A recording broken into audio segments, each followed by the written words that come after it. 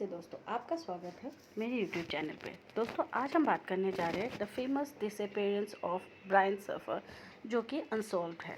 दोस्तों ब्रायन सफर का जन्म हुआ था 25 फरवरी 1979 को। दोस्तों ब्रायन सफर रहने वाले थे ओहियो कोलंबस के। वो 3 भाइयों में से तीसरे नंबर के थे। दोस्तों ब्रायन सफर 1997 में ग्रेजुएट हुए और वहाँ के ओहियो स्टेट यूनिवर्सिटी से अपनी माइक्रोबायोलॉजी दोस्तों वो चले गए चले गए Ohio state university college of medicine में पढ़ने के लिए। 2004 में वहाँ वो मेडिकल की पढ़ाई अपना स्टार्ट कर चुके थे।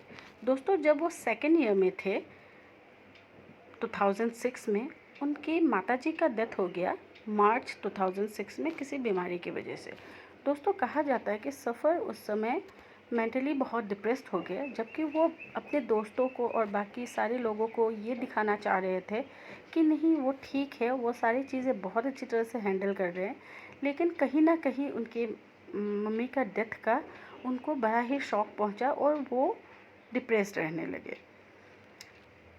दोस्तों जब वो मेडिकल की पढ़ाई उन्होंने वहाँ स्टार्ट की Ohio state university college of medicine में, तो उनका एलेक्सिस वेगनार से अफेयर स्टार्ट हो गया। वो उनसे प्यार करने लगे और एलेक्सिस को लग रहा था कि 2006 के लास्ट के वक्त में वो शायद उन्हें मैरिज के लिए प्रपोज करेंगे, क्योंकि उन्होंने एक मियामी घूमने जाने का एक प्लान किया हुआ था जो कि ब्रायन और एलेक्सिस का था। और ब्रायन ने कहा था कि वहाँ उन्हें बहुत सारा सरप्राइजेस मिलने वाला है। तो एलेक्सिस को भी बड़ा ही इंतज़ार था उस वक्त का जब वो दोनों मियामी घूमने जाएंगे, और शायद उन्हें लगता था कि ब्रायन उन्हें प्रपोज करेंगे। उनका प्लान था दोस्तों अप्रैल के महीने में वहाँ जाने का और घूम के आने का।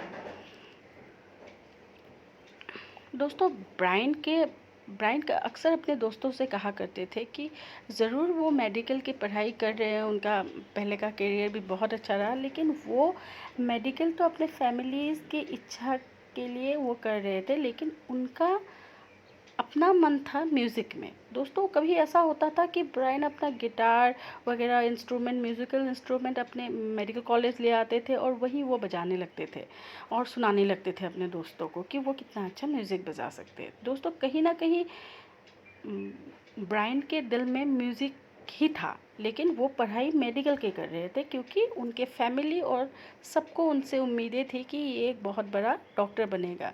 जो कि दोस्तों ये बहुत बड़ी प्रॉब्लम है हमारे यहाँ की भी, जहाँ लोग दोस्तों अपने बच्चों को प्रेशराइज़ करते हैं कुछ और करियर चूज़ करने के लिए, जबकि वो कुछ और बनना चाहते हैं। आपके आसपास ही बहुत सारे बच्चे होंगे, बहुत सारे लोग होंगे, मम्मी पापा होंगे जो अक्सर कहते हैं तुम साइंटिस्ट बन जाओ, तुम एस्ट्रोनॉट बन जाओ, तुम पायलट बन जाओ, तुम डॉक्टर बन जाओ, तुम इंजीनियर बन जाओ, तभी हमारी आस पूरी होगी। लेकिन कहीं ना कहीं माता पिता भूल जाते या अपने आस पड़ोस के रिलेटिव्स भूल जाते कि उस बच्चे को, उस इंसान को क्या बनना है, उसकी भी तो अपने सपने हैं।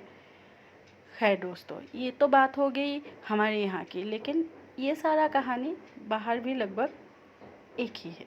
दोस्तों हर माता पिता ये चाहते हैं, जो कि गलत भी नहीं है, हर माता पिता ये चाहते हैं कि उनके अधूरे सपने उनके बच्चे पूरा करें, जो वो बनना चाहते थे अपनी ज़िंदगी में वो उनके बच्चे करें।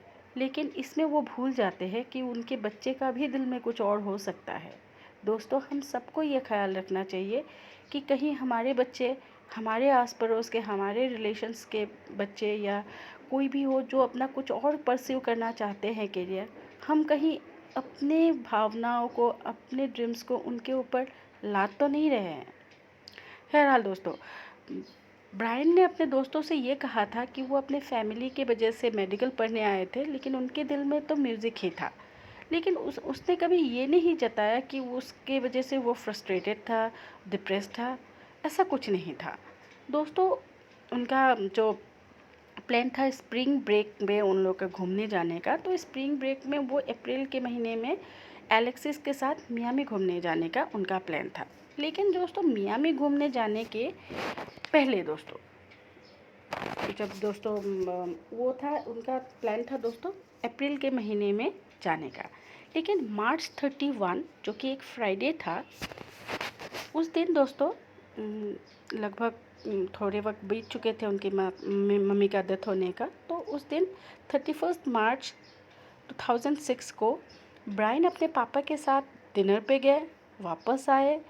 फिर उन्होंने इच्छा जताई कि वो अपने एक दोस्त है विलियम क्लिंट फॉरेंस, क्लिंट है उनका शॉर्ट नेम, तो उन्होंने प्लान बनाया कि वो कहीं बाहर वो जाएंगे और अपना पार्टी वगैरह करेंगे। उनके पिताजी को लगता था कि ब्रायन क्योंकि दिन में कॉलेज से आया हुआ था, फिर उनके साथ डिनर पे बाहर गया था, फिर से वो क्लिंट के साथ बाहर जाने वाला है, तो उनको लगता था कि क्लिंट को नहीं जाना चाहिए। तो क्लिंट एग्जॉस्टेड है, मतलब वो बहुत ज़्यादा थका हुआ था। लेकिन जब उनकी बेटे ने इच्छा जताई तो पिताजी ने कुछ नहीं कहा। एक रात के 9 बजे के करीब सफ़र और क्लिंट एक अगली टूना सैलून, वो बार है साउथ कैंपस गेटवे कॉम्प्लेक्स में, हाई स्ट्रीट नाम का एक जगह है जो कि कोलंबस में है, वहाँ वो लोग गए। उन्होंने वहाँ जाके पार्टी वगैरह की और वहाँ से जब वो पार्टी कर रहे थे 9 बजे, जब वो उस अगली टूना सैलून बार में गए और वहाँ अपने फ्रेंड क्लिंट के साथ वो वहाँ पे थे और उनका और भी वहाँ दोस्त जानने का थे, वहाँ वो लोग पार्टी करे। तो उसी बीच सफ़र ने अपनी गर्लफ्रेंड एलेक्सिस को फ़ोन किया। फ़ोन पे उन्होंने बात की अपनी गर्लफ्रेंड से, जो कि अपने फैमिली को मिलने गई हुई थी, क्योंकि ब्रायन और सफ़र अगले कुछ दिनों में मियामी घूमने जाने वाले थे और उसके बाद वो लोग थोड़ा दिन वहाँ बिता के आने वाले थे। तो इसीलिए एलेक्सिस मियामी जाने से पहले अपने फैमिली को मिलने गए थे। दोनों फ़ोन पे बात करते हैं, फिर वो रख देते हैं अपना फ़ोन। उसके बाद दोस्तों क्या होता है, जब रात गहराती है तो सफ़र और जो क्लिंट थे उनके और एक दोस्त थे, उनका नाम है रीड, हैं, उनसे मिलते हैं और वो यहाँ वहाँ घूमने लगते हैं। वहाँ घूम के वो इस बार में उस बार में ड्रिंक्स करते हैं, वो हर ड्रिंक्स यहाँ वहाँ लेके आपस में अपना घूम घाम के वो फिर से अपना अगली टोना सैलून बार में वापस आते हैं। दोस्तों वहाँ वो तीनों वापस आते हैं। वापस आके वो ही एक वक्त था जब सीसीटीवी कैमरे ने सफ़र को कैप्चर किया था उस सैलून बार के अंदर जाते हुए। तीनों दोस्त अंदर आते हैं, वो अपना अपना ड्रिंक्स एंजॉय कर रहे थे, नाच रहे थे। दोस्तों उसके बीच में क्या होता है कि उन दोनों को, क्लिंट और रीड को, पता ही नहीं चलता कि सफ़र बीच में से कहीं चला गया है। पहले तो उनको लगता है कि कहीं बाथरूम वगैरह गए होंगे। फिर थोड़ा वक्त जब चलता है तो उनको एहसास होता है कि सफ़र तो है नहीं, तो वो लोग यहाँ वहाँ ढूंढते हैं। फिर दोस्तों रात को करीबन 2 बजे जब बार बंद होने का वक्त आता है तो सारे आदमी बाहर निकलते, तो रीड और क्लिंट भी बाहर आ जाते हैं बार के, और बाहर आके इंतज़ार करने लगते हैं कि इस भीड़ में सफ़र भी बाहर आएगा, क्योंकि बहुत सारे लोग थे एक एक करके बाहर आ रहे थे, तो उन्हें लगा कि इस बीच में सफ़र भी बाहर आएगा। लेकिन जब वो रहते रहे और वो पूरा क्राउड बाहर आया, उन्हें देखा, तो उनमें से सफ़र कहीं नहीं था। तो उन्होंने सफ़र को कॉल करने की कोशिश की, बट उन्होंने फ़ोन नहीं उठाया। फिर नेक्स्ट वो दिन तो फ्राइडे था, 31 मार्च को फ्राइडे था, तो उस दिन का ये वाक़या है दोस्तों। और उन रीड और क्लिंट को लगा कि शायद सफ़र उन्हें छोड़ के अपने घर को चले गए होंगे, अपने अपार्टमेंट में जहाँ वो रहते थे। लेकिन जब वो वहाँ रीड और क्लिंट जो है वो अपने अपने घर चले गए, ये सोच के कि सफ़र अपने घर चला गया होगा उन्हें बिना बताए। लेकिन इसी बीच में क्या हुआ कि फ्राइडे बीत गई, सैटरडे बीत गई, संडे बीत गया। सब ने वहाँ सफ़र के पिताजी ने भी उन्हें फ़ोन किया, सब ने उन्हें फ़ोन किया, एलेक्सिस भी वो उन्हें फ़ोन कर रही थी, लेकिन वो नहीं मिल रहे थे। तो उन्हें लगा कहीं यहाँ वहाँ गया होगा, आ जाएगा। लेकिन जब मंडे आ गया, फ्राइडे से लेकर वो मंडे आ गया, मंडे उन्हें मियामी जाना था। एलेक्सिस और सफ़र को उस दिन मियामी जाना था, लेकिन उस दिन जब वो शेड्यूल एक टाइम था फ़्लाइट का, वो मिस्ड हो गया, वो टाइम चला गया और सफ़र ने एलेक्सिस के साथ भी कोई कांटेक्ट नहीं किया। तो उन्हें लगा कि हाँ, सफ़र के साथ शायद कुछ गलत हो गया होगा, और उन्होंने पुलिस को कांटेक्ट किया और एक मिसिंग रिपोर्ट दी। जब पुलिस ने अपनी सर्च और इन्वेस्टिगेशन स्टार्ट की दोस्तों, तो पुलिस पहले तो आई अपने अगलीटोना सैलून बार में, जहां उन्हें लास्ट देखा गया था। वो वहाँ के जो एरिया है दोस्तों, साउथ कैंपस वो एक एरिया है, वहाँ दोस्तों वो हाई क्राइम रेट है वहाँ, और इसीलिए उस बार में जो अगलीटोना सैलून बार है वहाँ दोस्तों सीसीटीवी कैमरास वगैरह इंस्टॉल किया हुआ था, क्योंकि वहाँ क्राइम रेट कुछ ज़्यादा था। वो सीसीटीवी कैमरे को पुलिस ने खंगाला, वहाँ एक एक उसको देखा, तो उन्हें लगा कि ये सीसीटीवी कैमरा किसी ने टेम्पर्ड नहीं किया है और ये अनछुई है, जो कि अच्छा है। उन्हें लगा कि अब तो उनको पता ही चल जाएगा कि सफ़र कहाँ चला गया है। तो उन्हें दिखा कि मैंने जैसे आपको कहा था, वो लोग सैलून बार से बाहर निकले, 3 फ्रेंड, सफ़र, रीड और क्लिंट। तो वो तीनों यहाँ वहाँ घूमे, फिर वो वापस अपने वो जो अगलीटोना सैलूना बार था उन्हें वहाँ आए। तो करीबन 1:15 सुबह की 1:15 पे उन्होंने देखा है वो सफ़र बाहर है, मतलब एंट्रेंस के बगल में है, जो बार के अंदर जो जाता है। फिर वो उन्हें मतलब अंदर गए, वो लोग अपना ड्रिंक्स वगैरह एंजॉय कर रहे थे, लेकिन करीबन 2 बजे से 5 मिनट पहले 1:55 AM को उन्होंने देखा कि सफ़र अपने उस बार से बाहर निकले 2 औरतों के साथ बात कर रहे थे, और उन्होंने गुड बाय किया और वापस सैलून बार की तरफ मुड़े। वो नीचे आए थे मतलब बार से, और उन 2 लेडी को उन्होंने जिनसे वो बात कर रहे थे उन्हें गुड बाय कहा, फिर वो अपने बार की तरफ वापस गए। लेकिन वापस जो एंट्रेंस था एग्जिट, उसमें सीसीटीवी कैमरा उस एरिया को नहीं कवर करता था। तो लेकिन उस तरफ से जाने वाली तो वो बार ही थी, तो उन्हें ऐसा लगा कि वो बार के अंदर ही गए हैं। उसके बाद दोस्तों ये, क्योंकि वाक़या था 2 बजने के 5 मिनट पहले, और उसके बाद से सफ़र को किसी ने नहीं देखा। उनके दोस्त भी 2 बजे के बाद जब बार क्लोज़ हो गया तो बाहर रुके हुए थे, लेकिन वो आए नहीं। उसके बाद जो हुआ कि हर जगह खोजा गया और ब्रायन कहीं नहीं मिला।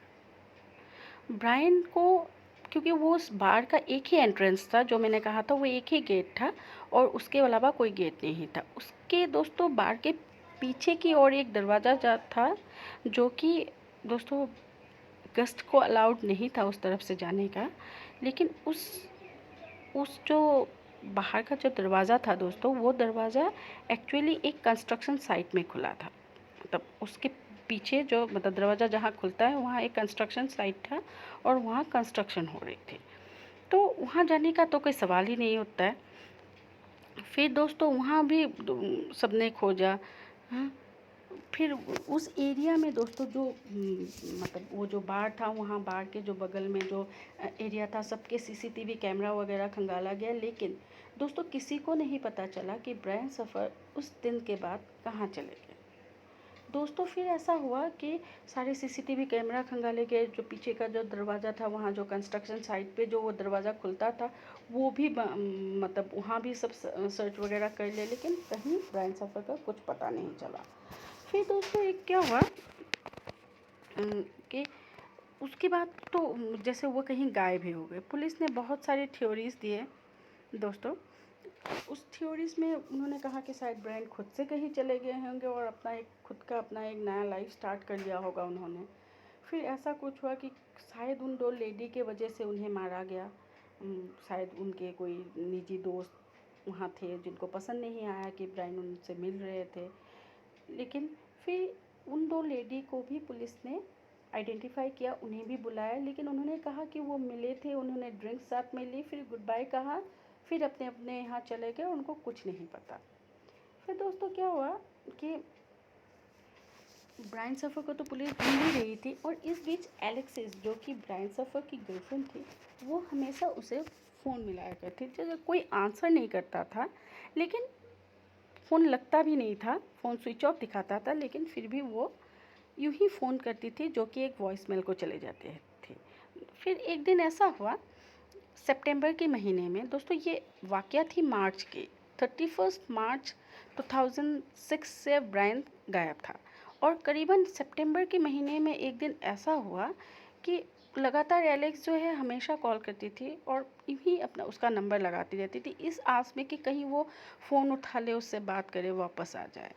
लेकिन एक दिन सितंबर के महीने में वो फ़ोन रिंग हुआ दोस्तों, लेकिन किसी ने आंसर नहीं किया। फिर भागे भागे एलेक्सिस और ब्रायन के पिताजी उनके यहाँ पुलिस के यहाँ गए। पुलिस के यहाँ जाके उन्होंने कहा कि ऐसे ऐसे फ़ोन तो बज रहा है लेकिन कोई उठा नहीं रहा है, आप लोकेशन वगैरह ट्रेस करो, मेरा बेटा शायद ज़िंदा हो, कहीं से ला दो मेरे बेटे को। जब पुलिस ने उसके वहाँ वो किया, सर्च वगैरह किया वो, तो उन्हें पता चला कि ये कंप्यूटर ग्लिच था दोस्तों। ये हम जैसे हम लोग आम भाषा में कहते हैं दोस्तों, ये एक फॉल्स रिंग थी जो यूं ही सुनाई पड़ी थी, लेकिन एक्चुअली वो कोई रिंग हुआ नहीं था।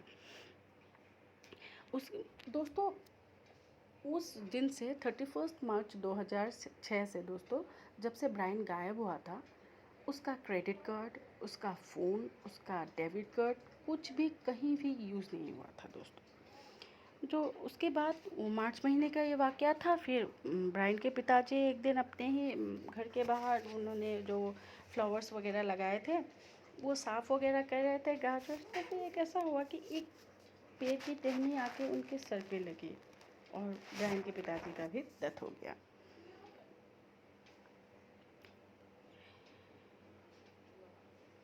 ब्रायन के जो ब्रदर्स थे वो कहते हैं, उन्होंने हमेशा अपने हाँ मतलब हर इंटरव्यू वगैरह में जो भी, क्योंकि ये केस बहुत फेमस हुआ था इंटरनेशनली, इसको बहुत अटेंशन मिला था, तो वो हमेशा कहते हैं कि आज भी वो इंतज़ार में है कि उनके भाई आएंगे और उनसे मिलेंगे, क्योंकि वो जानते हैं कि उनके पिताजी का भी डेथ हो गया, माताजी तो रहे नहीं, तो फिर वो अपने भाइयों को इस तरह अकेले नहीं छोड़ेंगे। लेकिन दोस्तों ये 31 मार्च 2006 का वाक़या है और आज दोस्तों 2022 है, जबकि ब्रायन का आज तक कोई ट्रेस नहीं है। किसी को ब्रायन उस वक्त के बारे में नहीं देखा। दोस्तों पॉसिबल थियरीज बहुत सारे आए, पुलिस की तरफ से आए, आम जनता की तरफ से आए कि ब्रायन कहीं अपने आप से चला गया होगा, ब्रायन कुछ अलग करना चाहता होगा, ब्रायन अपना लाइफ खुद स्टार्ट करना चाहता होगा। लेकिन ये सब थ्योरीज तो थी कि ब्रायन को किसने मार दिया होगा, बाहर की दीवारों में ही चुनवा दी होगी, या तो ब्रायन पीछे के दरवाजे से निकला और जो कंस्ट्रक्शन साइट थी वहाँ कहीं गिर के उससे के साथ कोई हादसा हो गया होगा, और जो लेबर्स वगैरह थे उनको डर के मारे उन्होंने उनको वही दफना वगैरह दिया था। लेकिन ये सब बस एक थ्योरीज थी दोस्तों, जबकि आज तक इन्वेस्टिगेशन एजेंसी कोलंबस के किसी को कोई क्लू नहीं मिला कि ब्रायन के साथ क्या हुआ था। दोस्तों ब्रायन जैसे उस वक्त वहाँ से गायब हो चुका था दोस्तों, गायब भी ऐसा कि कभी दूसरी बार ना दिखा, वो किसी को नहीं पता था दोस्तों। ये इन्वेस्टिगेशन जब चल रही थी तो ब्रायन के पिताजी और उनके और एक जो दोस्त थे रीड, उनको लाई डिटेक्टर टेस्ट के लिए कहा गया। उन्होंने तो कर ली, लेकिन उनका जो फ्रेंड था जिस दिन वो अपने बार में गए थे वो पार्टी के लिए क्लिंट के साथ, तो क्लिंट को जब कहा गया कि लाई डिटेक्टर टेस्ट वो कराए तो उन्होंने मना कर दिया। और इस वजह से दोस्तों सारा जो एक शक का माहौल है वो क्लिंट की तौर पे तरफ चले गए। सब दोस्त देने लगे कि अगर वो स्पार्क साफ था तो उसने लाई डिटेक्टिंग टेस्ट के लिए अपने आप को क्यों नहीं भेजा। लेकिन दोस्तों यहाँ ये थी कि क्लिंट ने 2-3 सालों बाद एक इंटरव्यू में कहा था कि उन्होंने लाई डिटेक्टिव टेस्ट के को करने के लिए इसलिए मना की थी कि फिर से सब गहराएगा, सब एक स्पेकुलेशंस करेंगे कि शायद क्लिंट ने ही उन्हें मारा और उनको वो बर्दाश्त ना होगा, वजह जो भी होगी।